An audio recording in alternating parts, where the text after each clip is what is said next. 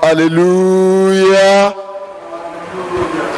I want to welcome us to this midweek service, and I want us to begin to wave our hands to the Lord. Let's begin to wave our hands. Let's enter his court with praise. So let's wave our hands as a sign of praise, as a sign of honor, as a sign of adoration. Let's just exalt him. Let's give him glory. Let's bless his holy name. Let's thank him. Let's worship him. He is our God. He is our helper. I want you to call him name. Just call him name. He told Moses, he said, tell them that I am that I am. Who is God to you at this moment? Who is God to you at this hour? I want you to call him name. Tell him that is your God. Tell him that is your provider. Tell him that is your refuge. Just call him name as a way of adoration, as a way of reference. Say, Lord, I reference you. You are my God. You are my Father. You are my Lord. You are I am that I am. You are my keeper. You are the bishop of my soul. Lord, I appreciate you. Lord, I appreciate you. Lord, I appreciate you. Thank you, Jesus. Thank you, Jesus. In Jesus' mighty name, we have given thanks. I want you to present yourself before the Lord by sanctification of your life. Let the Lord sanctify my life. Present yourself before the Lord through the blood of Jesus. Say, Lord Jesus, sanctify my life. By the blood of Jesus, cleanse me from all uncleanness.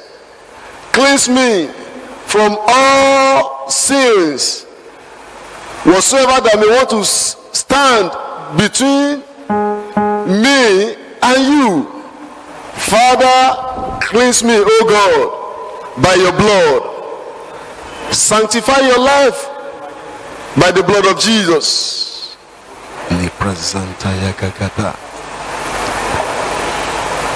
I want you to ask the Lord to visit you today. The Lord, I have come unto you. Visit me afresh. Grant me an encounter. Satisfy my longing. Lord, minister to my soul. In the name of Jesus. Thank you, Father. In Jesus' mighty name we have prayed. Lord, we have come unto you again. Father, meet with us at the very point of our needs.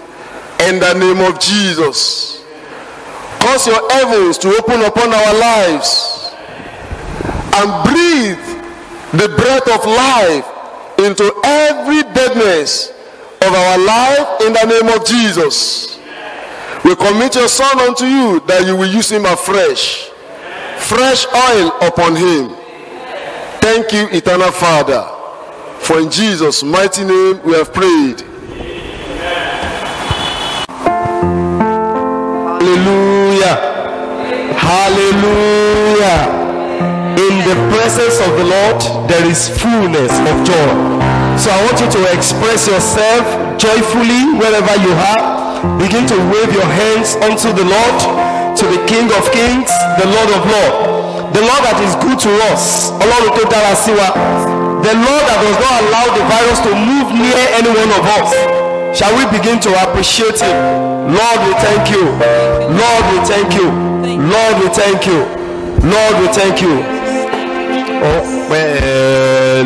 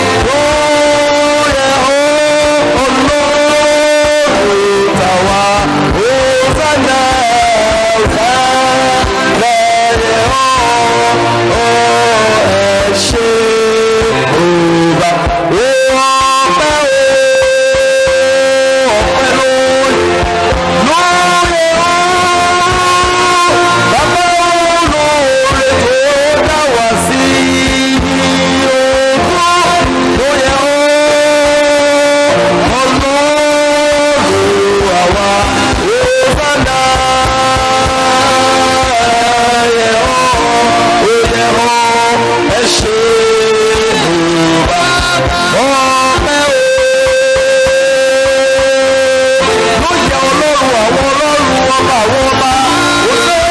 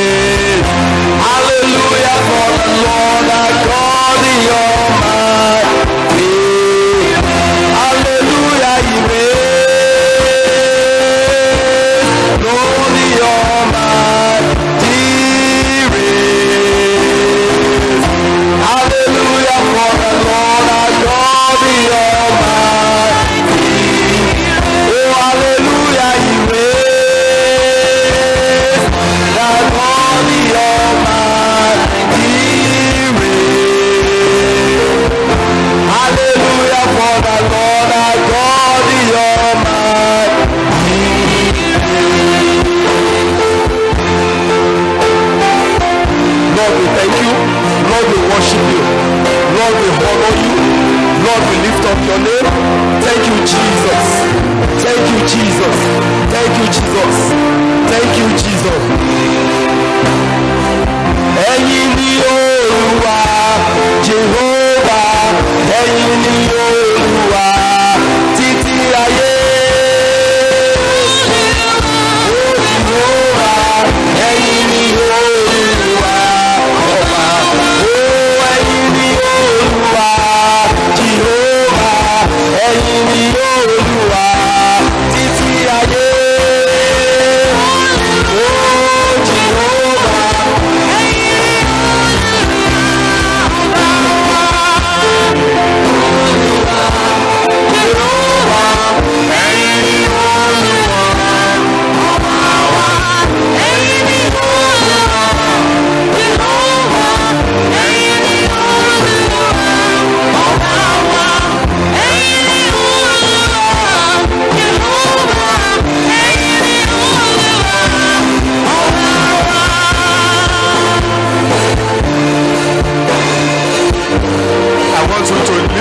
Lift up your hands unto him and begin to say something pleasant unto the King of Kings Ẹ gbé ọwọ́ yín sókè kẹ́ bẹ̀rẹ̀ sí ní sọ àwọn tó dára fún ọba àwọn ọba. and the Lord of Lords. Olúwa àwọn olúwa. I want you to give him glory, Mo fẹ́ kẹ́ ẹ fi ògo fún. give him worship, Mo fẹ́ kẹ́ ẹ fi ìyè fún. give him celebration. Mo fẹ́ kẹ́ ẹ yọ̀ níwájú He rẹ̀. deserves to be worshipped. Ó yẹ láti jọ́sìn fún. But continue to say something pleasant unto Ẹ him. máa sọ àwọn nǹkan tó dára sí i. Thank him for his care towards your life. Ẹ dúpẹ́ lọ́wọ́ rẹ̀ fún ìtọ́jú rẹ̀ lórí ayé Thank yín. him for his protection over your life. Ẹ dúpẹ́ fún ààbò rẹ̀ lórí ayé yín. Thank him for his provision as well. Ẹ dúpẹ́ fún ìpèsè rẹ̀ pẹ̀lú. Despite the difficulties, the challenges all around, Bí ọ̀pọ̀lọpọ̀ ìpèníjà ṣe wà nínú àyíká wa the tó. Lord preserves your life. Síbẹ̀ Ọlọ́run pa ayé rẹ mọ́. The Lord is watching over your life. Ọlọ́run ń bójútó ayé yín. Give him glory. Ẹ fi ọpẹ́ fún. Give him adoration. Ẹ fi ìyìn fún. Thank you, Father. Bàbá ẹ ṣeun. Thank you, Father. Bàbá ẹ ṣeun. Thank you, Father. Bàbá ẹ ṣeun. Thank you, Father. Bàbá ẹ ṣeun. Thank you, Father. Bàbá ẹ ṣeun. Adonai, I worship you, Son of God. You are Almighty God. Hallelujah. Your is forevermore.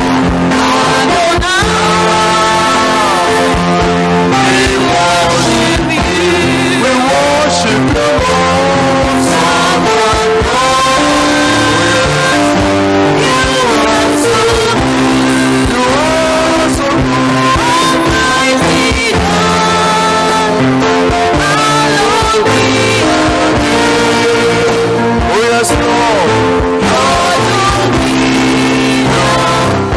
is forever. Is forevermore.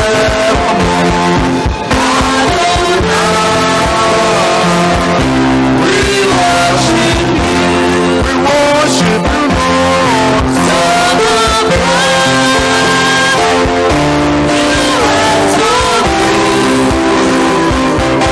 Almighty God. Hallowed be your name. Lord, is forevermore. Lift up your hands again and say, Lord, thank you for my relations. Ẹ gbé ọwọ́ yín sókè sí pé Olúwa mo dúpẹ́ fún ìbá àwọn Thank you for my ìbátan. parents, my siblings, my children. Thank you for my spouse. Thank you for everything you have done for me. Thank you, O God, for El Shaddai Baptist Church. Thank you for every member of El Shaddai Baptist Church. Thank you for every family in El Shaddai Baptist Church. Continue to celebrate God. Ẹ tẹ̀síwájú láti máa dúpẹ́ lọ́wọ́ Ọlọ́run lórí gbogbo ìbátan yín, àwọn ọmọ ìjọ yìí kọ̀ọ̀kan àti ẹnì kọ̀ọ̀kan tó yí yín ká. Thank you, Lord. Thank you, Jesus. Thank you, Father, because you are good. Thank you, God, for all our relations. Thank you, Lord, for every member of El Shaddai Baptist Church. Thank you for every family in El Shaddai Baptist Church. Thank you, God, for every unit in El Shaddai Baptist Church. Thank you for watching over us. Thank you for fighting on our behalf. Thank you for your provision. Thank you for your protection. Thank you for your grace. Thank you for your power. Thank you for your mercy. We celebrate you. We give you glory. We give you glory. We give you glory. We give you glory. We give you glory. We give you glory. Thank you, Father. Thank you, Lord. Thank you, Father. Thank you, Lord. Thank you, Father. Thank you, Lord. In Jesus' mighty name, we have prayed. Amen. We have come into the presence of God. We need to enter, we need to experience His presence. Àti wá síwájú Ọlọ́run, a nílò láti ní ìrírí ìwàláyé rẹ̀. The high priest in the Old Testament cannot enter into the presence of God without bringing the blood. Àwọn àlùfáà nínú májẹ̀mú láíláì gbọdọ̀ wọ wájú Ọlọ́run láì mú ẹ̀jẹ̀ dání. That was the blood of animal. Èyí ni ẹ̀jẹ̀ ẹranko. How much more the precious blood of Jesus today? Báwo wá ni ẹ̀jẹ̀ Jésù Kristi ti ṣe The ẹ̀jẹ̀ blood yíyẹ? of Jesus grants us access into the presence of the living God. Èyí tó fún wa ní àǹfààní síwájú Ọlọ́run alààyè. Therefore, I want you to begin to plead the blood of Jesus over your own life. Nítorí náà mo fẹ́ kẹ́ bẹ̀rẹ̀ sí ní pe ẹ̀jẹ̀ Jésù Soak sórí ayé ara yourself yín. in the blood of Jesus. Ẹ rí ara yín bọnú ẹ̀jẹ̀ Say, I Jésù. enter the throne, I enter the presence of God with the blood of Jesus Mo this wọ evening. iwájú Ọlọ́run pẹ̀lú ẹ̀jẹ̀ In Jésù the name nírọ̀lẹ́ of Jesus, yìí. I plead the blood of Jesus. Begin to plead the blood of Jesus over your Ẹ life. máa fi ẹ̀jẹ̀ Jésù Soak wẹ your ayé life in yín. the blood of Ẹ rí Jesus. ayé yín sínú ẹ̀jẹ̀ I Jésù. plead the blood of Jesus over my Mo ṣe life. àmúlò ẹ̀jẹ̀ Jésù sórí ayé I mi. soak my life in the blood of Jesus. Orí ayé mi bọ inú ẹ̀jẹ̀ Jésù. The blood of Jesus, blood of Jesus, blood of Jesus atone for me tonight. Ẹ̀jẹ̀ Jésù Let my ṣe life be ìwẹ̀nùmọ́ fún acceptable ẹ̀ṣẹ̀ in mi. your sight. Let my life be fit in your presence. Jẹ́ kí ayé mi jẹ́ níwájú rẹ. Let my life be acceptable in your presence, kí O ayé God. mi jẹ́ ìtẹ́wọ́gbà That I níwájú may rẹ. encounter your grace. Kí n lè bá ní That I may ìbápàdé pẹ̀lú encounter rẹ. your power. That I may experience your presence tonight in the name of Jesus. In the name of Jesus. Oh, I plead the blood of Jesus. I plead the blood of Jesus. I plead the blood of Jesus. Oh yes, I plead the blood of Jesus. I plead the blood of Jesus. I plead the blood of Jesus over my life, over my spirit, over my soul, over my body. I soak my life in the blood of Jesus. Anything that may want to disqualify me in your presence, anything that may want to hinder me from seeing your presence, anything that want to hinder me from encountering your power, let the blood flush it away tonight in the name of Jesus. Lord, encounter me afresh tonight, oh Lord. Lord, meet me at the point of my need. As you pray unto God, begin to pray unto the Lord. What do you expect from the Lord tonight? What do you want the Lord to do in your life tonight? Begin to talk to the Lord now. Begin to talk to the Lord now. Begin to talk to the Lord now. Begin to talk to the Lord now. Begin to talk to the Lord now. In the name of Jesus. Oh Lord Jesus, encounter me afresh tonight. Do something new in my life tonight. Do something new in my life tonight. Do something new in my life tonight. Send your word unto my life. The word that will heal me. The word that will deliver me. The word that will break the yoke of the devil. The word that will bring about transformation. The word that will bring about lifting. The word that will bring about joy in my life. Send it unto me, O God. In the name of Jesus. While you are touching other people, do not pass me by. Do not pass me by. Do not pass me by. Locate my life with your mercy tonight. Locate my life with your mercy tonight. Locate my life with your mercy tonight. Locate my life with your mercy tonight. Locate my life with your mercy tonight. In Jesus' name we have prayed. Amen. Give me Hebrews chapter 4 verse 16. Ìwé Hébérù orí kẹrin ẹsẹ̀ ìkẹrìndínlógún. Hebrews chapter 4 verse 16 very quickly. Hébérù orí kẹrin ẹsẹ̀ ìkẹrìndínlógún.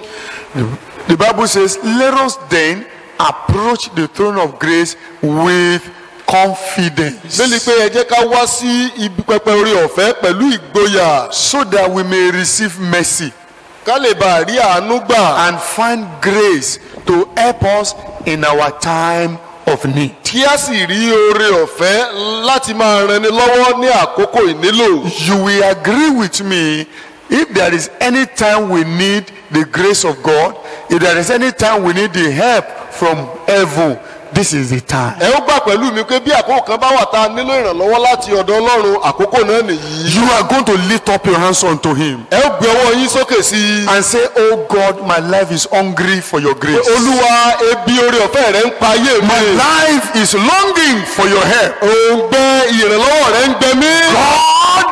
God, visit my life with your grace. O Lord. Olúwa, bí ayé mi wò pẹ̀lú oore ọ̀fẹ́ rẹ. Send your help unto my life. rán ìrànlọ́wọ́ rẹ sí ayé mi. Lord, send your help unto my life. rán ìrànlọ́wọ́ rẹ sí ayé mi. Locate my life with your grace. bí oore ọ̀fẹ́ rẹ bí ayé Turn mi it to wò. prayers now ẹ for sọ di yourself. àdúrà báyìí. Locate my life with your grace, bí O ayé God. mi wò pẹ̀lú oore ọ̀fẹ́ In rẹ. the name of Jesus. ní orúkọ Jésù. Locate my life with your grace. bí oore ọ̀fẹ́ rẹ wá Locate my ayé life mi with rí. your grace. bí oore ọ̀fẹ́ rẹ wá This is ayé the mi time rí. I need your help, O àkókò God. tí mo nílò ìrànlọ́wọ́ rẹ Send rè your é. help unto my Olúwa, life. rán ìrànlọ́wọ́ rẹ sí ayé Send mi. your help unto my life. rán ìrànlọ́wọ́ rẹ sí ayé Send mi. your help unto my life. rán ìrànlọ́wọ́ rẹ sí Send ayé your mi. help unto my life. rán ìrànlọ́wọ́ rẹ sí Send ayé your mi. help unto my life. rán ìrànlọ́wọ́ rẹ sí ayé Send mi. your help unto my rán life. ìrànlọ́wọ́ rẹ sí ayé I mi. look up unto you, O God. bá mo gbójú sókè sí The ọ. Bible says they looked unto him. ìwé mẹ́gbẹ́ They wọn were wò ó. radiant and they were not put to shame. ìmọ́lẹ̀ mọ́ wọn bẹ́ẹ̀ ni O ojú Lord, kò sí send your wọ́n. help unto my bàbá life. rán ìrànlọ́wọ́ yín sí Lord, ayé send mi. your help unto my rán life. ìrànlọ́wọ́ yín sí ayé mi. Locate my life with your grace. ẹ bí ayé mi wò pẹ̀lú oore ọ̀fẹ́ yín. Grace upon grace. oore ọ̀fẹ́ dé oore Grace ọ̀fẹ́. upon grace. oore ọ̀fẹ́ lérí oore Grace ọ̀fẹ́. upon grace. oore ọ̀fẹ́ tó pé Grace lórí upon ọ̀fẹ́. grace. oore ọ̀fẹ́ dé oore Grace ọ̀fẹ́. upon grace. oore ọ̀fẹ́ dé oore Grace ọ̀fẹ́. upon grace. oore ọ̀fẹ́ sórí oore Grace ọ̀fẹ́. upon grace. oore ọ̀fẹ́ lé oore Grace ọ̀fẹ́. upon grace. oore ọ̀fẹ́ lé oore Grace ọ̀fẹ́. upon grace. oore ọ̀fẹ́ lé Lord, oore give me your ọ̀fẹ́. grace, O Lord. Olúwa fi oore ọ̀fẹ́ rẹ kún mi. Locate my life with your grace, O Fi Lord. oore ọ̀fẹ́ rẹ bí ayé mi In wò. the name of Jesus. ní orúkọ Jésù. The grace of God is his answer for every human trouble. oore ọ̀fẹ́ ni ìdáhùn sí gbogbo ìyọ́nú Send your ènìyàn. grace unto me, O God. Olúwa rán oore ọ̀fẹ́ sí In mi. the name of Jesus. orúkọ Jésù. Reveal your grace unto me. bàbá fi oore ọ̀fẹ́ rẹ hàn fún mi. Reveal your help unto Fi me. ìrànlọ́wọ́ rẹ hàn fún mi. Reveal your grace unto me. Fi oore ọ̀fẹ́ rẹ hàn fún mi. I refuse, oh God, to be empty, oh God. Mo kọ̀ láti jẹ́ òfìfo Olúwa. I need your grace. Mo nílò oore ọ̀fẹ́ rẹ. Reveal your grace unto Bàbá fi me. oore ọ̀fẹ́ rẹ hàn fún And mi. let your grace meet me at the point of my need. Jẹ́ kí oore ọ̀fẹ́ rẹ farahàn fún mi ní ibi In ìnílò the mi. name of Jesus. Ní orúkọ Jésù. In the name of Jesus. Ní orúkọ Jésù. Send your grace unto my life, oh Bàbá God. rán oore ọ̀fẹ́ yín sí ayé mi. Send your grace unto my life, oh Rán God. oore ọ̀fẹ́ yín sí ayé mi. Send your grace unto my life, oh Rán God. oore ọ̀fẹ́ yín sí ayé mi. Oore ọ̀fẹ́ ṣá ní ìgbẹ́kẹ̀lé mi.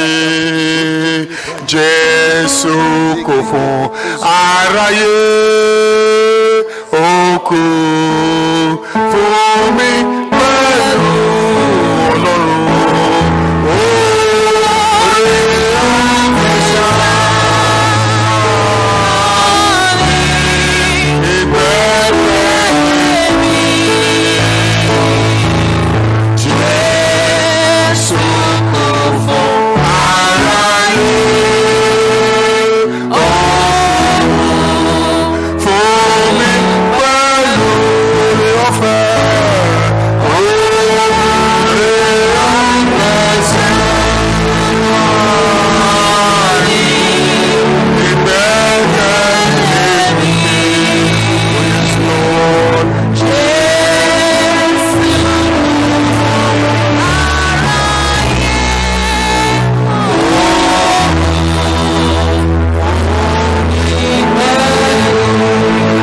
This evening, that the grace of God will locate your life. Amen. Everywhere you are feeling empty, you are feeling weak, you are feeling tired, the grace of God will strengthen you. Amen. The grace of God will be sufficient for you. Amen. The help of God will locate your life. Amen. In the name of Jesus. Amen. Every weariness, every discouragement, every tiredness in your life, the grace of God will terminate it in the name of Jesus. Amen. The Lord is sending a mighty revival into your life now in the name of Jesus. Amen. Blessed be thy name, O Lord. Hallelujah. We worship you, Father. Amen. We give you glory. Amen. In Jesus' mighty name we have prayed. Amen. Praise the Lord. Hallelujah. Shall we have our seat? Ẹ jẹ́ ká jókòó. I want to welcome you into the presence of God this evening. Mo fẹ́ kí yín káàbọ̀ síwájú Olúwa nírọ̀lẹ́ yìí. I want to give glory to God for your life. Mo fẹ́ fi ògo fọ́lọ́run fún ayé yín. For the Lord is keeping watch over you. Nítorí pé Ọlọ́run fúnra rẹ̀ ló ń ṣọ́ ayé yín. There is trouble all over the world. Ìyọnu ń bẹ káàkiri gbogbo àgbáláyé. But the Lord is with you in your home. Ṣùgbọ́n Ọlọ́run wà pẹ̀lú yín nínú ilé yín. The presence of God has been your cover. Ìwàláyé Ọlọ́run ti jẹ́ ààbò fún yín. And so the Lord will continue his work in your life in the name of Jesus. Amen. Hallelujah. Hallelujah. I want us to open our Bibles to the book of Prophet Isaiah. Mo fẹ́ ká ṣí Bíbélì wa sí ìwé wòlíì Àìsáyà. Like I will say, the gospel of our Lord Jesus Christ according to Prophet Isaiah. Gẹ́gẹ́ bí mo ṣe máa ń wí pé ìyàkọsílẹ̀ ìròyìn ayọ̀ nípa Jésù Kristi láti ọwọ́ wòlíì Àìsáyà. Chapter 43. Orí ìkẹtàléníogójì. And we are going to read the first 4 verses. A ó sì ka ẹsẹ̀ mẹ́rin àkọ́kọ́. Isaiah chapter 43. Wòlíì Àìsáyà orí ìkẹtàléníogójì. 1 to 4. Ẹsẹ̀ ìkíní sí ẹsẹ̀ I kẹrin. begin to read. But now, this is what the Lord says. He who created you, O Jacob, he who formed you, O Israel, fear not, for I have redeemed you. I have summoned you by name. You are mine. Verse 2. When you pass through the waters, I will be with you. And when you pass through the rivers, they will not sweep over you. When you walk through the fire, you will not be burned. The flames will not set you ablaze. Amen. Amen. For I am the Lord, your God, the Holy One of Israel, your Savior. I give Egypt for your ransom, Cush and Seba in your stead. Verse 4. Since you are precious and honored in my sight, and because I love you, I will give men in exchange for you. Amen. And people in exchange for your life. Amen. Amen. Amen. Amen. I observe in the scriptures Mo ṣe àwárí nínú ìwé mímọ́.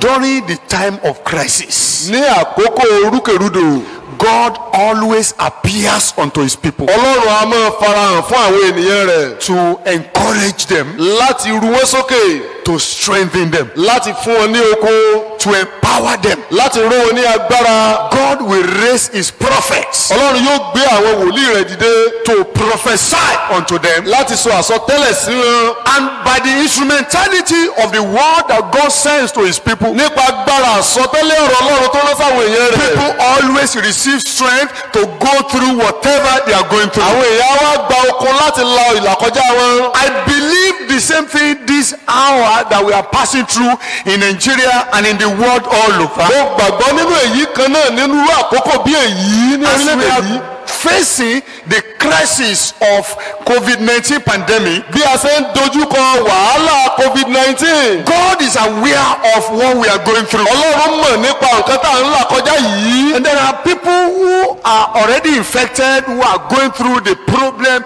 the COVID-19 problem itself. Àwọn kan wà tí àrùn yìí ti kọlù wọn tí wọ́n ń bá wàhálà yìí fà á. Those who are in quarantine, Àwọn tí a ti kó pamọ́. those who are in isolation. Àwọn tí a ti ṣe lọ́jọ́. Now they are the center of the trouble. Àwọn yìí jẹ́ àwọn tó wà láàrin gbogbo ìyọnu. Indeed, when I check the news this today, I see in some nations of the world thousands are being infected between yesterday and today. láàrin àná sóní nínú ìròyìn àgbáyé ọ̀pọ̀lọpọ̀ èèyàn ló ti tó lùgbàdì burúkú yìí. Some people died between yesterday and today. ọ̀pọ̀lọpọ̀ àwọn èèyàn ló kú lánàá sóní.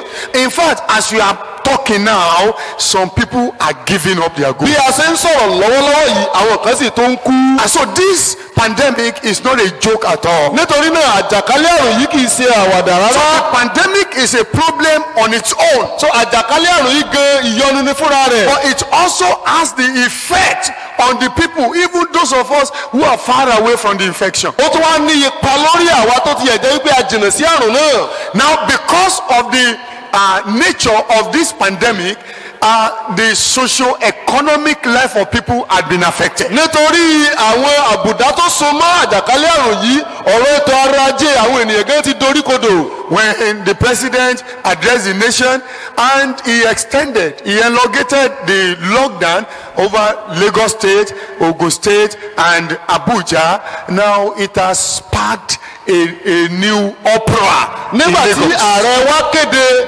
ìtẹ̀síwájú kọ́ńlé-ó-gbélé ní àwọn ìpínlẹ̀ mẹ́ta kan ó tún mú kí ìpòyà kó ru sókè lọ́kàn àwọn èèyàn. Because even though many people were not affected by the virus, but the effect of it is adversely affecting people all over. ó tilẹ̀ jẹ́ wípé àrùn yìí ò kọlu àwọn ènìyàn kan ṣùgbọ́n ipa búburú yóò níyì ó ní ọ̀pọ̀lọpọ̀ ènìyàn lára. Nigeria especially has a peculiarity nàìjíríà sì wá ní ìyàtọ̀ ní títí ẹ̀. because we have a government who doesn't have a holistic plan for anything. torí pé a ní ìjọba tí kò ní ìpalẹ̀mọ́ gbòógì fún ohunkóhun. The president came up and he said they are feeding Nigerians. ààrẹ wá ó ní gbogbo orílẹ̀-èdè làwọn ń bọ́. I don't know, maybe you're already collecting food. èmi ò mọye nínú From yín Abuja. tó ti gba oúnjẹ látọ̀dọ̀ ìjọba They said they àpapọ̀. are giving people money. wọ́n ní àwọn ń fún àwọn ènìyàn lówó. I don't know the number of people who are given money to. èmi ò mọye èèyàn tẹ́ ti fún ní owó.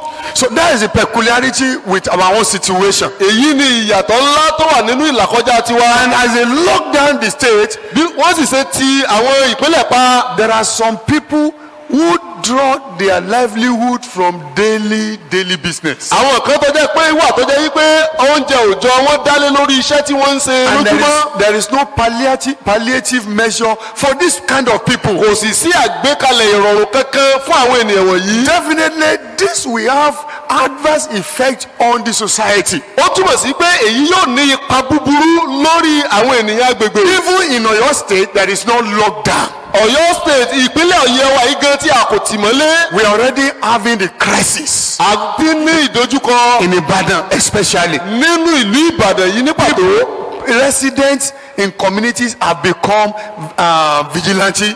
àwọn olùgbé agbègbè wọ́n ti bẹ̀rẹ̀ sí ní jí ṣiṣẹ́ ọdẹ lóru. As early as 12 midnight, people are awake, burning tires, just to scare the robbers away. àwọn èèyàn ti ń jí lọ́gànjọ́ òru láti lé ránṣọ iná láti lé àwọn olè jìnnà. So there is civil unrest. onírúurú Everywhere. àìnísinmi ló wà lágbèyíká. There is problem everywhere.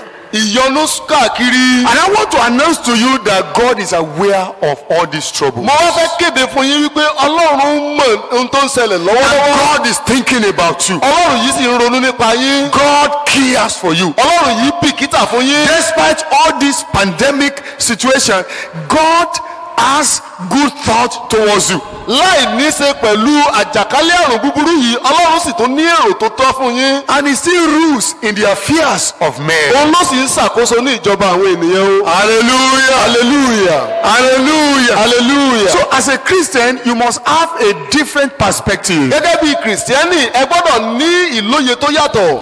With the declaration of the president, Nigerian president, the whole thing for the next 2 weeks looks hopeless. pẹ̀lú ìkéde ààrẹ wa lórílẹ̀‐èdè nàìjíríà ohun gbogbo dàbí ẹni pé kò sí The èsì fún ọ̀sẹ̀ situation méjì. of our country, some of our states in Nigeria, looks very gloomy. ó dàbí ẹni wípé àwọn ìpínlẹ̀ kan lórílẹ̀‐èdè nàìjíríà yìí ọjọ́ iwájú wọn ó ṣókùnkùn púpọ̀ jù. Because people will rather desire to die outside than to die inside of hunger. àwọn kan fẹ́ kí àwọn kú sóde nínú oko ìwájẹ wọn ju pé kí wọ́n kú sínú ìtìmọ́lé lọ. People will be ready to do any evil thing. àwọn èèyàn wọ́n pinnu láti ṣe onírúurú ìwà ibi. And so danger is looming over the states in Nigeria. ó túbọ̀ sí wípé ìyọnu rọ̀ dẹ̀dẹ̀ lórí orílẹ̀-èdè yìí. May God have mercy upon us. Amen. I say, may God have mercy upon us. Amen. And so I bring the word of God unto you. this nítorí náà evening. mo mú ọ̀rọ̀ Ọlọ́run tọ̀ yín wá ní ìrọ̀lẹ́ yìí. So as people are troubled, you will not be troubled. Amen. bí àwọn èèyàn ṣe ń dojúkọ ìyọnu ẹ̀yin ò ní rí ìyọnu. As people feel afflicted, you will not be bí ìpọ́njú ṣe ń bá àwọn ènìyàn ẹ̀yin ò ní ìrírí ìpọ́njú. I feel the Holy Spirit told me to tell you that you should not panic, Ẹ̀mí mímọ́ ní kí n sọ fún yín pé kẹ́ ẹ má ṣe bẹ̀rù but believe. ṣùgbọ́n kẹ́ ẹ gbàgbọ́. Do not panic, ẹ má ṣe jáyà rárá believe. ṣùgbọ́n kẹ́ ẹ gbàgbọ́. Why? èyí ṣe. Now, number one, I want to let you know what panic, fear, anxiety, what they stand for. mo fẹ́ kẹ́ ẹ mọ̀ lákọ̀ọ́kọ́ ohun tí jíjáyà bíbẹ̀rù àti níní onírúurú àníyàn tó dúró fún. Make people to be afraid. onírúurú àwọn ipò ní máa ń mú kí àwọn ènìyàn bẹ̀rù. Sometimes something is making people fear, but it is not that thing that usually kills people, but the fear of that thing. lọ́pọ̀lọpọ̀ ọgbà kì í ṣe nǹkan tó ń mú kí àwọn tó ń pa àwọn ènìyàn gan ló ń pa wọ́n bí kò ṣe ẹ̀rù nǹkan yìí. The fear of what is killing some people may kill more people. ẹ̀rù nǹkan tó ń pa àwọn ènìyàn ó lè pa ọ̀pọ̀lọpọ̀ gan. Some people are dying of coronavirus now. àwọn èèyàn kan ń kú fún àjàkálẹ̀ àrùn kòrónà. Many people are dying of the fear of coronavirus. ṣùgbọ́n ọ̀pọ̀lọpọ̀ èèyàn ló ń kú fún ìbẹ̀rù àrùn kòrónà yìí. If you listen to the news and you analyze the news very thoroughly, if you analyze the address of the president very thoroughly, there is tendency for you to be stricken with fear. bí ẹ bá tẹ́tí sí àwọn ìròyìn tẹ́ ẹ sì gbọ́ ọ̀rọ̀ tí ààrẹ wa bá wa sọ tẹ́ ẹ gbọ́ lágbọ̀ọ́yé ó ṣeé ṣe kéènìyàn máa bẹ̀rù. For me, I do not see anything encouraging there. fún èmi mi ò rí nǹkan ìwúrí nínú gbogbo àwọn ọ̀rọ̀ wọ̀nyí. And so there is tendency for everyone to be afraid. nítorí náà ó ṣeé ṣe fún gbogbo èèyàn láti máa bẹ̀rù. And what fear does is fear will depress you. ohun tí ẹ̀rù máa ń ṣe ni pé yóò fa ọkàn èèyàn wálẹ̀. Fear will discourage you. yóò mú àìpòrúurú bá ọkàn èèyàn. Fear will drain your life. ẹ̀rù yóò sì fa ayé èèyàn. Fear is like a parasite. ẹ̀rù ó jẹ́ bí àfòmọ́ kan. Now, when parasite is attached to maybe animal or even man, what parasite will be doing is parasite will be draining vitality from the body, the host body. nígbà tí kòkòrò àfòmọ́ kan bá fò mọ́ bóyá ẹran tàbí igi tàbí ènìyàn ni yóò máa fa ohun aṣara lóore ènìyàn sára ni. There is one parasite they call tick. àfòmọ́ kòkòrò àfòmọ́ kan wà tá a pè ní eégbọn. Tick. eégbọn. Now, tick at the early stage will look very flattened. kòkòrò Very small. kòkòrò eégbọn yìí níbẹ̀rẹ̀ pẹ̀pẹ̀ yóò kéré jọjọ.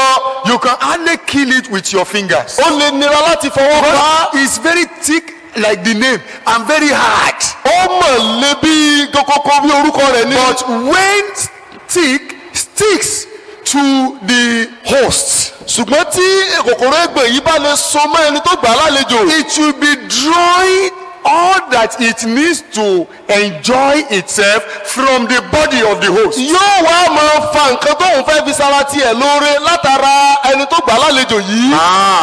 Over a period of 4 days, 5 days, 7 days, if the tick remains on the body, before you know it, we see the tick will have become very what? Very big. nígbà tí ó bá fi lo bí ọjọ́ mẹ́rin tí eégbọn yìí bá sì wà lára ẹni yìí ẹ ó rí yóò ti tóbi. And when you remove it from the host and you kill it, what will you see? You see plenty blood. tẹ́ ẹ bá wá fà á lára ẹni yìí tẹ́ ẹ pa ẹ rí ẹ̀jẹ̀ tí ó máa sàn. That is what anxiety and fear and panic, that is what they do in the life of human beings. èyí ni ẹ̀rù ìpayà àti àníyàn tó ń ṣe nínú ayé ẹni tó bá gbà á It lálejò. will affect your physiology. yóò bá àgọ́ ara yín jà. Fear, anxiety can affect your internal organs. Yóò tiẹ̀ lè bá àwọn èròjà inú yín gan jà pẹ̀lú. It will affect your heart. Ó lè bá ọkàn yín jà pẹ̀lú. It can affect kidney. Ó lè bá kíndìnrín yín jà It can pẹ̀lú. affect your brain. Ó lè bá ọpọlọ èèyàn jà In pẹ̀lú. fact, it will make some people develop what we call depression. Ó lè mú kí ọ̀pọ̀lọpọ̀ kó ṣe àbájáde ohun tá a pè ní ìrẹ̀wẹ̀sì ọkàn. will be living hopeless life. Àwọn èèyàn wà máa gbégbé sí ayé àìnírètí. And with that kind of condition, somebody cannot walk with God. Pẹ̀lú ipò orú yìí ènìyàn ò lè rìn Even pẹ̀lú if Ọlọ́run. God is speaking, you will not hear Bí you. Ọlọ́run bá tiẹ̀ wá ń gbọ́ èèyàn ò ní fẹ́ gbọ́. So I bring the word of God to you today. Do not panic. Mo mú ọ̀rọ̀ Ọlọ́run tẹ̀yìn wá lónìí pé ẹ má ṣe jáyà rárá. Only believe. Àṣàfi pé ẹ gbàgbọ́ nìkan. And it shall be well with you. Amen. I say it shall be well with you. Amen. Now let's go back to the scriptures. Ẹ jẹ́ ká lọ sínú ìwé mímọ́. Then we are going to jump into prayers. A ó wá lọ sínú àdúrà. He said, but now this is what the Lord says. He who created you, that is Isaiah 43 we read initially. He who created you, my brother, my sister. Ará ta ló dá yín? Is it the government of Nigeria? Ṣé ìjọba orílẹ̀-èdè yìí ni? God created you. Ọlọ́run ló dá yín. And he who had created you Ẹni náà tó sì dá yín can never forget you. kò lè gbàgbé yín láyéláyé. He said, oh Jacob, Ó ní ìwọ Jákọ́bù. he who formed you, Ẹni náà tí ó dá ọ.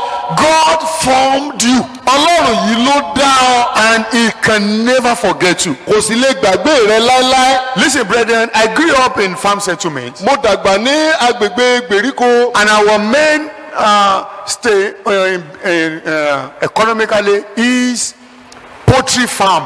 Iṣẹ́ tí a sì tó dá tí ọrọ̀ ajé wa dá lórí òun ni ọ̀gbìn ọ̀sìn adìẹ. We had many cages of poultry.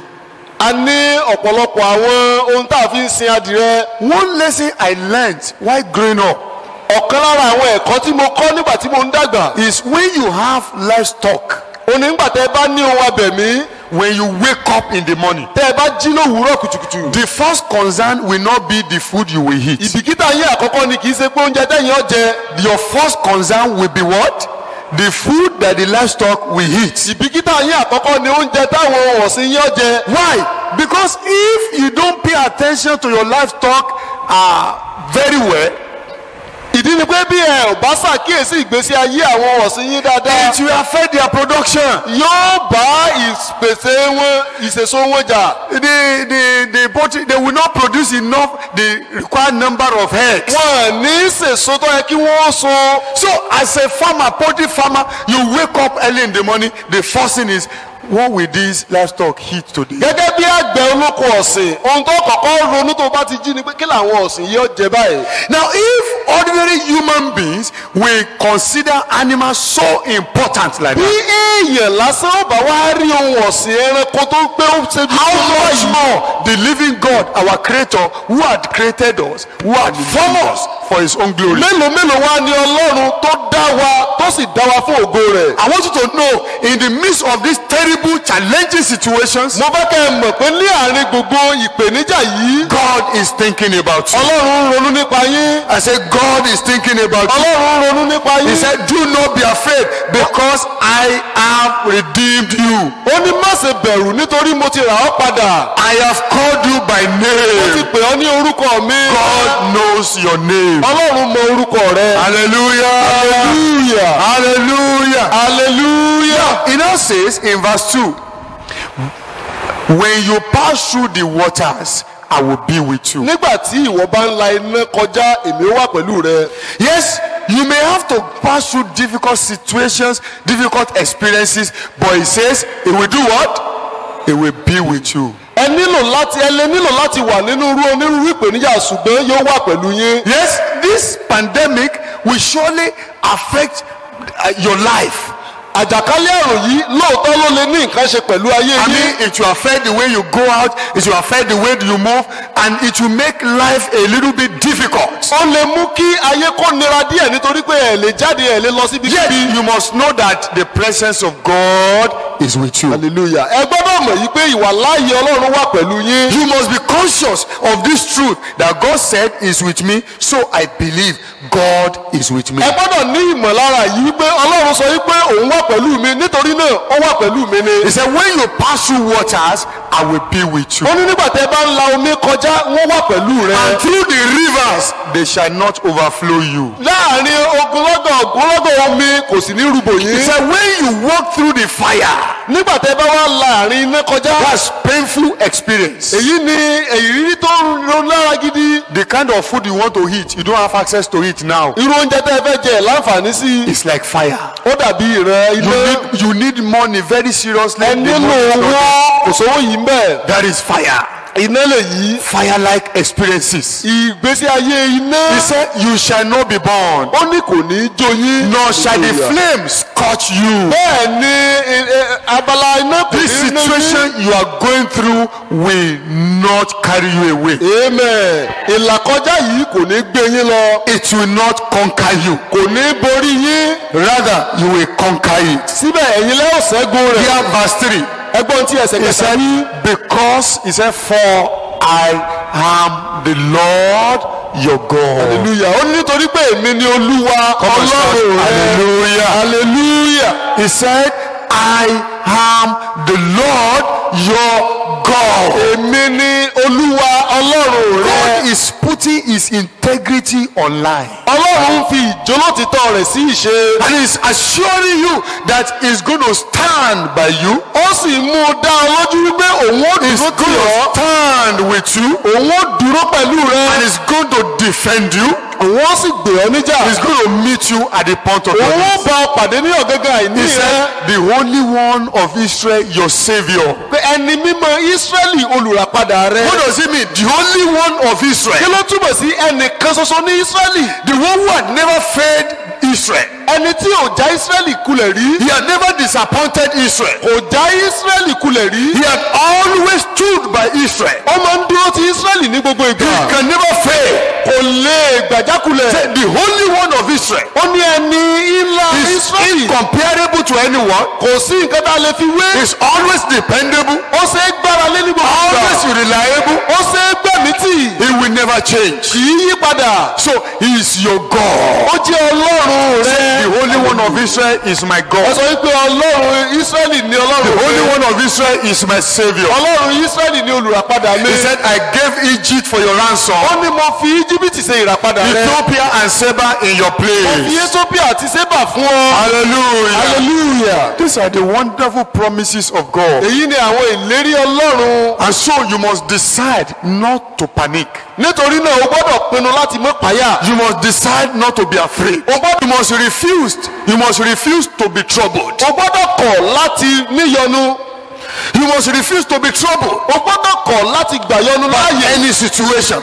láì ní ṣe ohunkóhun tó ń ṣẹlẹ̀. Verse 4 now, I want to go to pray. ẹsẹ̀ kẹrin. Let's look at verse 4. ẹ jẹ́ ká wo ẹsẹ̀ Let's ìkẹrin. open our Bibles to verse 4. ẹ jẹ́ ká ṣí Bíbélì wá sí ẹsẹ̀ It kẹrin. says, since you are precious in my sight, ó ní níwọ̀n bí ìwọ ti ṣe iyebíye tó lójú mi. how many of you believe you are precious to God? ẹ̀yin mélòó lẹ gbà yí pé ẹ ṣe iyebíye níwájú If Ọlọ́run. truly you know you are precious to bó God, ẹgbẹ́ lótìtọ́ lẹ mọ̀ pé ẹ ṣe iyebíye I sọ́lọ́run. want you to be excited. mo fẹ́ kí inú yín kó dùn. I want your heart to be full of joy. mo fẹ́ kí ọkàn yín kó kún fún I ayọ̀. want your faith to arise. mo fẹ́ kí ìgbàgbọ́ yín kó ru He sókè. says, since you are precious in my ó sight, ní nítorí pé ẹ ṣe iyebíye lójú mi. you have been honored. ó ti gba ọlá lọ́dọ̀ He said, rẹ̀. I have loved you. èmi sì fẹ́ ọ. Therefore, I will give men for you nítorí náà èmi yóò fi ènìyàn and rọ́pò rẹ. people for your life. àti ènìyàn dípò ẹ̀mí rẹ. Meaning, the evil you are afraid of will not come your ó way. túmọ̀ sí pé ibi tó ń bẹ̀rù kò ní wá sọ́nà rẹ. It will not come near you. Amen. kò ní wá sọ́dọ̀ rẹ. On the news, I saw they sent a news like that said, look at the faces of celebrities who have died of coronavirus pandemic. wọ́n gbé wá nínú ìròyìn pé ẹ wojú àwọn gbajúgbajà tí wọ́n ti kú ikú kòrónà. And I began to think about it. mo wá bẹ̀rẹ̀ sí ní ronú nípa rẹ̀. These were people who are known in the society. àwọn èèyàn wọ̀nyí la mọ̀ láwùjọ. They have very strong connection in high places. wọ́n ní ìsopọ̀mọ́ tó ga pẹ̀lú àwọn ènìyàn ọlọ́lá. And these people, they are looking forward to the future with high expectations. àwọn ènìyàn yìí sì ń wo ọjọ́ iwájú pẹ̀lú ìrètí ńlá. They have aspirations. wọ́n ní ọ̀pọ̀lọpọ̀ àìlépa. They have dreams, tall dreams. wọ́n ní àwọn àlá tó ga púpọ̀ They gbáà. have many investments. wọ́n ní ọ̀pọ̀lọpọ̀ àwọn ohun ìdókòwò. Hunger cannot kill them. ebi ò lè pa wọ́n. They have everything at their beck and call. wọ́n ní ohun gbogbo lárọ̀ọ́wọ́tó The wọn. government of the day respect them. ìjọba orílẹ̀-èdè bẹ̀rù wọ́n bọlá fún wọn. But still, they are dead today. síbẹ̀ wọ́n ti kú lónìí. Like 2 weeks ago, 3 weeks ago, they didn't plan to die. bí ọ̀sẹ̀ méjì mẹ́ta sẹ́yìn wọ́n palẹ̀mọ́ láti kú. But look at it. ẹ wá wò ó báyìí. But God says concerning you. ọlọ́run wa sọ nípa Says tiẹ̀. concerning you. nípa rẹ. Concerning you. nípa rẹ. He said, I will give men for you ó ní wọ́n fi èèyàn ṣe rọ́pò fún ọ. and people for your life. àti àwọn èèyàn yóò rọ́pò That ayé the rẹ. evil you fear will not come near pé you. ẹ̀rù tó ń bá yẹn kò ní bẹ́ẹ̀ wá sọ́dọ̀ rẹ. The danger that is looming over the nations of the world will not fall on you. ibi tó kún orílẹ̀-èdè yẹn kò ní dọ́dọ̀ The rẹ. Lord himself will preserve you. èèmẹ̀ ọlọ́run fúnra rẹ̀ yóò pa ọ́ He mọ́. will protect you. yóò pa ọ́ mọ́. In the name of Jesus. amen. That is the promise God has asked me to come and share with you. èyí ni ìlérí tí ọlọ́run ní kí wọ́n á pín pẹ̀lú rẹ. So that you don't have reason to panic, ẹ ò nílò láti bẹ̀rù rárá. but to believe. ṣùgbọ́n láti gbàgbọ́. Just believe in his word. ẹ sá gbàgbọ́ nínú ọ̀rọ̀ rẹ̀. Believe in his word. ẹ gbàgbọ́ nínú ọ̀rọ̀ rẹ̀. God cannot disappoint you. ọlọ́run ò lè jayé kulẹ̀. Jesus said the scriptures cannot be broken. bíbélì pé ẹ kò lè pa ìwé mímọ́ rẹ́. Meaning God cannot deny his word. ọlọ́run kò lè ṣẹ́ ọ̀rọ̀ The rẹ̀. Bible says God stands by his word to fulfill it. bẹ́ẹ̀ pé ọlọ́run dúró ti ọ̀rọ̀ rẹ̀ láti mú ṣẹ. And you are going to carry the word of God we have seen today. wọ́n sì gbé ọ̀rọ̀ ọlọ́run tá a ti rí lónìí. That God, you said, when I pass through water, olúwa ní o sọ pé nígbà tí n bá la omi kọjá. you will be with me. ẹ ó wà pẹ̀lú mi. When I pass through rivers, nígbà tí n bá la iná kọjá. they will not sweep over me. wọn tiẹ̀ ní bò mí This mọ́lẹ̀. is the promise of God. èyí ni ìlérí ọlọ́run. Shall we rise up on our ẹ jẹ́ feet ká dìde dúró lórí ẹsẹ̀ wa. as we connect ourselves to the throne of grace? bá a ṣe ń so ara wa mọ́ ìtẹ́ orí ọ̀fẹ́. As we contact grace, bá a ṣe ń so mọ́ orí ọ̀fẹ́. to believe láti gbàgbọ́. and not to panic. àti láti má ṣe páyà. I want you to tell yourself, mo fẹ́ kẹ́ ẹ sọ fún ara yín. I shall not panic. n ò ní bẹ̀rù. I shall not be afraid. n ò ní nírìírí ìpayà. I shall not be afraid of coronavirus n ò ní pandemic. páyà nípa coronavirus. I shall not be afraid of any situation. n ò ní páyà nípa ìdààmú kankan. I shall not be afraid of lockdown. n ò ní páyà nípa ìtìmọ́lé I shall kankan. not be afraid of coffee, n ò ní páyà nípa àwọn ìséde. because you are with me. torí pé o wà pẹ̀lú mi. God, you have said in your word, o ti sọ nínú ọ̀rọ̀ rẹ olúwa. when I pass through the water, pé nígbà tí n bá la àwọn omi kọjá. you will be with me. ọmọ wà pẹ̀lú mi o. Thank you, Lord Jesus, for your promise, jésù ẹ ṣeun fún àwọn ìlérí because you yín. cannot deny your word. torí pé ẹ kò ní sẹ́ ọ̀rọ̀ yín. I celebrate you, Lord. bàbá mo yìn yín. Begin to wave your hands unto him. ẹ bẹ̀rẹ̀ sí ní ju ọwọ́ yín sí. Begin to say something pleasant unto him. ẹ máa sọ nǹkan tó dára sí i. I celebrate you, God. mo yìn yín olúwa. I give you glory, Lord. mo fògo fún yín. I give you honor, Lord, mo fi ọlá fún yín. because you are true, torí pé ẹ jẹ́ you are olótìtọ́. dependable, ẹ ṣe gbára and lé. you are reliable. ẹ ṣe súnmọ́. Forever, oh Lord, thy word is settled in heaven. It is settled. It is settled forever. Hallelujah. Oh Lord, thy word is settled in heaven. It is settled. It is settled forever.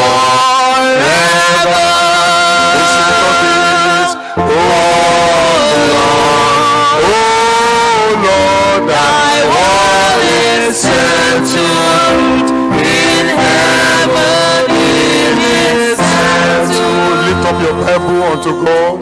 ẹ gbé bíbélì yín I sókè want you to sókè. open unto our passage, Isaiah 43 verse 2. ìwé àìsáyà orí kẹtàléní ogójì ẹsẹ̀ kejì. You are going to address the waters and the rivers of your life. ẹ ó bá omi àti iná ayé yín sọ̀rọ̀. You are going to address the fire of your life. ẹ ó bá iná ayé yín sọ̀rọ̀. The situation we are going through? àwọn ìlàkọjá tẹ̀ ń kólà kọjá. Is it lack of money? ṣé àìlówó lọ́wọ́ níbí. Is it lack of food? ṣé àìlóúnjẹ níbí. What is it? Is it one particular health condition ṣé ìyọnu àgọ́ ara kan níbí. that is not pleasant? tí kò dùn mọ́ ni. You are going to call unto God. ẹ ó ké pe olúwa. You are going to say, God, this is your promise. olúwa èyí ni ìlérí rẹ. He said, when you pass through rivers, when I pass through waters, you will be with me. ẹni nígbà tí mo bá ń la omi kọjá ẹ wà pẹ̀lú mi. When I pass through rivers, it will not sweep over me. nígbà tí mo bá ń la odò kọjá ẹni kò ní Lord, bò this mí. river he is attempting to sweep over me. omi yìí fẹ́ bò mí mọ́. Arise according to your word. ẹ dìde gẹ́gẹ́ bí ọ̀rọ̀ yín. Deliver me, O God. kẹ́sì dá mi nídìí olúwa. I begin to turn into ẹ bẹ̀rẹ̀ prayers sí ní now. sọ́ di àdúrà lórúkọ Talk to the jésù. Lord, your ẹ bá maker. olúwa sọ̀rọ̀. Talk to the Lord, ẹ bá your olúwa redeemer. sọ̀rọ̀. Talk to the Lord, your creator. ẹ bá olúwa To sọ̀rọ̀. the Lord, the one who answers prayer. ẹ bá ọlọ́run He tó said, ń dá call àdúrà unto me, sọ̀rọ̀. I will answer. ó ní ẹ ké pè mí ń wó dá Call yín unto lóhùn. me, I will answer. ẹ ké pè mí ń wó dá yín lóhùn. Atakapo yekete kepo maka. Rekete kepo maka.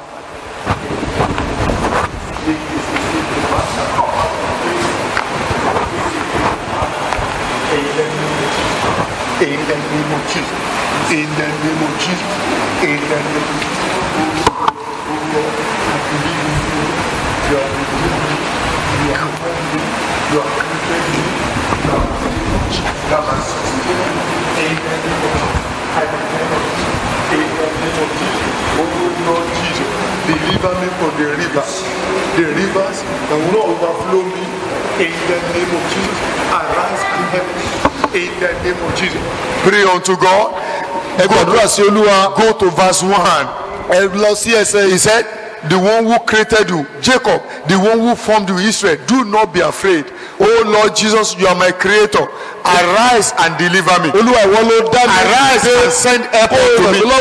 Arise, send your grace unto me. olúwa rán orí ọ̀fẹ́ Arise, sí mi. send your grace unto me. olúwa rán orí Let ọ̀fẹ́ your rẹ sí grace mi. answer for me. jẹ́ kí orí ọ̀fẹ́ rẹ dáhùn On fún mi. every side, let your Ní grace gbogbo ọ̀nà. answer for me. Olúwa On jẹ́ kí orí every ọ̀fẹ́ rẹ side, dáhùn the fún mi. situation I am going through, olúwa the situation mi. I am passing through, olúwa ìlàkọjá let mi. your grace answer for me. olúwa jẹ́ kí orí ọ̀fẹ́ rẹ Because you are dáhùn my fún mi. redeemer, torí pé wọ́n ní olùràpadà because mi. you have redeemed me, ó ti rà mí because padà. you created me. wọ́n ló dá mi. Arise, let your grace answer for me. olúwa dìde. In jẹ́ the kí orí name ọ̀fẹ́ of rẹ dáhùn Jesus, fún mi. let your grace answer for me, jẹ́ kí orí Lord. ọ̀fẹ́ rẹ dáhùn fún mi. Let your grace answer for me, jẹ́ kí orí Lord. ọ̀fẹ́ rẹ dáhùn Let fún your mi. grace answer for me, jẹ́ kí orí Lord. ọ̀fẹ́ rẹ dáhùn Let fún your mi. grace answer for me, jẹ́ kí orí Lord. ọ̀fẹ́ rẹ dáhùn Let fún your mi. grace answer for me, jẹ́ kí orí Lord. ọ̀fẹ́ rẹ dáhùn Let fún your mi. grace answer for me, jẹ́ kí orí Lord. ọ̀fẹ́ rẹ dáhùn Let fún your mi. grace answer for jẹ́ me, kí orí Lord. ọ̀fẹ́ rẹ dáhùn fún In mi. the present situation, nínú Lord. ìlàkọjá Let lọ́wọ́lọ́wọ́ your grace yìí. answer for me. jẹ́ kí orí ọ̀fẹ́ rẹ dáhùn In fún the mi. current situation, nínú let ìlàkọjá your tó ń grace bọ̀. answer for me. jẹ́ kí orí ọ̀fẹ́ rẹ In dáhùn the fún current mi. situation, nínú let your ìlàkọjá grace lọ́wọ́lọ́wọ́ answer yìí. for me.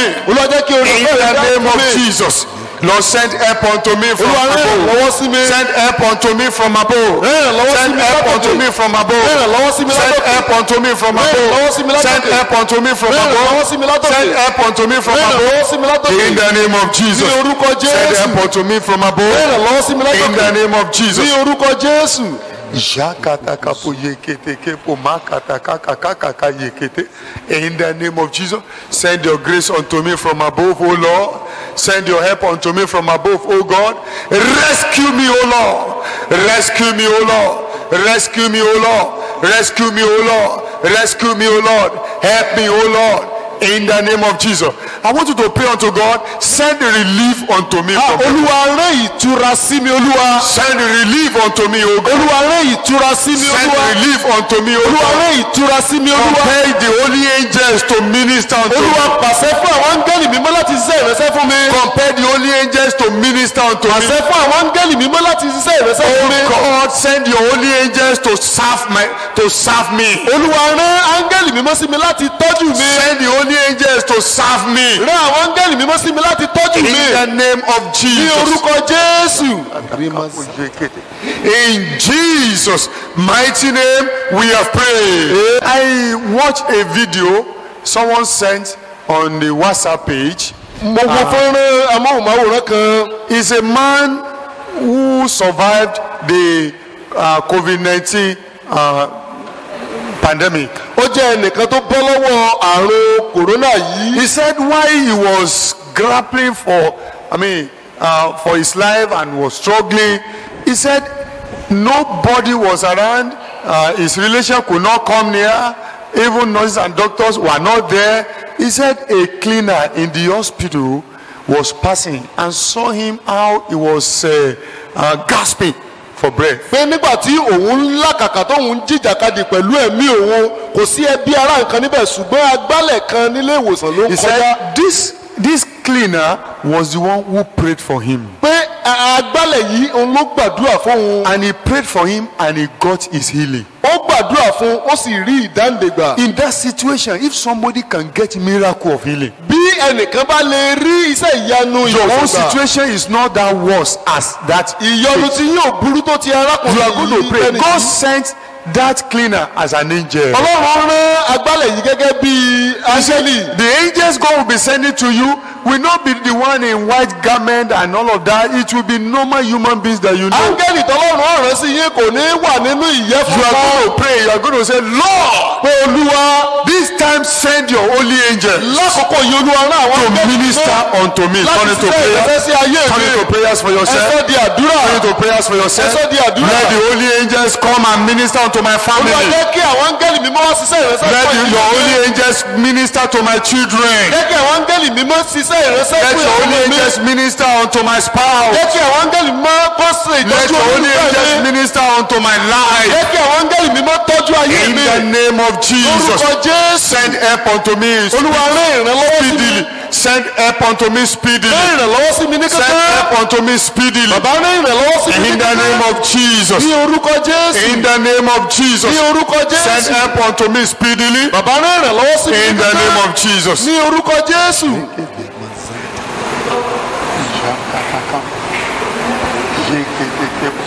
In Jesus' mighty name, we have prayed. amen.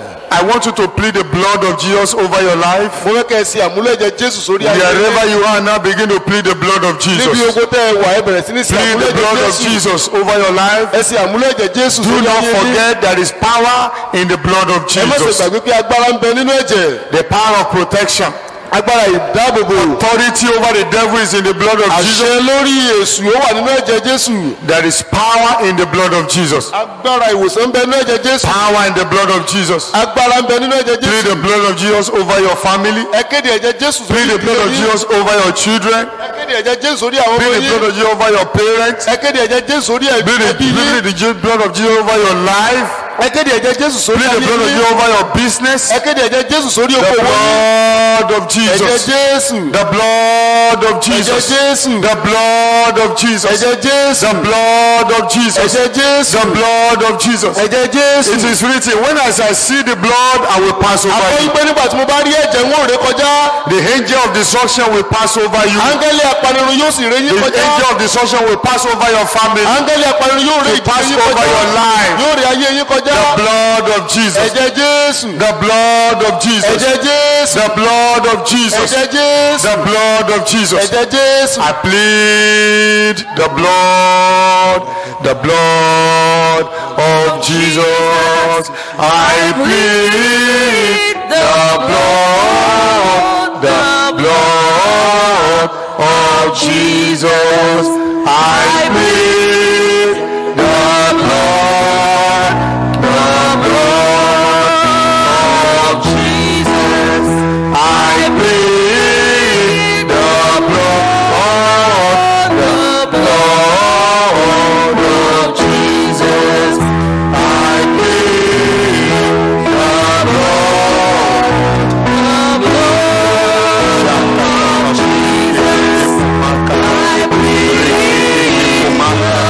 the In Jesus' name we have prayed. amen. I soak your life in the blood of Jesus. amen. I declare every affliction, every work of the devil against your life, in your life tonight is terminated in the name of Jesus. amen. I cover your life with the blood of Jesus. the blood of jesus. No affliction, no plague, no pestilence, no pandemic will come near your dwelling, will come near your life in the name of Jesus. amen. You are safe. amen. I say you are safe. Amen. You are protected. Amen. Because the Lord is with you, no evil shall come near you. Amen. All our members, both far and near, within Nigeria and outside the country, in Germany, in the US, in South Africa, in India, wherever every member of our church is, we pray that the blood of Jesus will cover you. Amen. No evil shall come near you in the name of Jesus. Amen. The power of God will sustain you. Amen. You enjoy safety. Amen. You enjoy divine safety. Amen. You enjoy divine protection. Amen. Yes, there are other dangers coming as effect of the lockdown. I pray for you. You will not be victims of evil. Amen. You will not be victim of robbery. Amen. You will not be victims of attacks. Amen. You will remain safe. Amen. In the name of Jesus. Amen. Blessed be thy name, Lord. Hallelujah. Blessed be thy name, Lord. Hallelujah. Blessed be thy name, Lord. We pray for Hallelujah. our members who are carrying out special services such as medical doctors, nurses, wherever they are as they go to the hospitals. We pray, God, the blood of Jesus will cover them. Amen. No infection shall come near them. Amen. God, let your presence envelop them. Amen. Thank you, Father. Thank you, Lord. We worship you, Lord. Hallelujah. We give you glory. Hallelujah. In Jesus' name we have prayed. Amen. Praise the Lord. Hallelujah. You are blessed in Jesus' name. Amen. Like the way the Lord has spoken to us, do not be afraid of anything. Always remember the word of God. Remember the promises of God. Our God is reliable and dependable. He will not fail you in the name of Jesus. Amen. Let's be prayerful. Create this time to be alone with God. And the Lord himself is going to enrich you. He will make you to flourish in this situation in the name of Jesus. Amen. God bless you. If you have opportunity, you have grace to give offering, give offering. Keep it and bring it to the house fellowship on Sunday, and the Lord will bless you in Jesus' name. Amen. Shall we rise as we share the grace in fellowship? Shall we share the grace? May the grace of the Lord Jesus Christ, the love of God, and the sweet fellowship of Holy Spirit be with us now and forevermore. Amen. Praise the Lord. Hallelujah. The righteous shall flourish and drink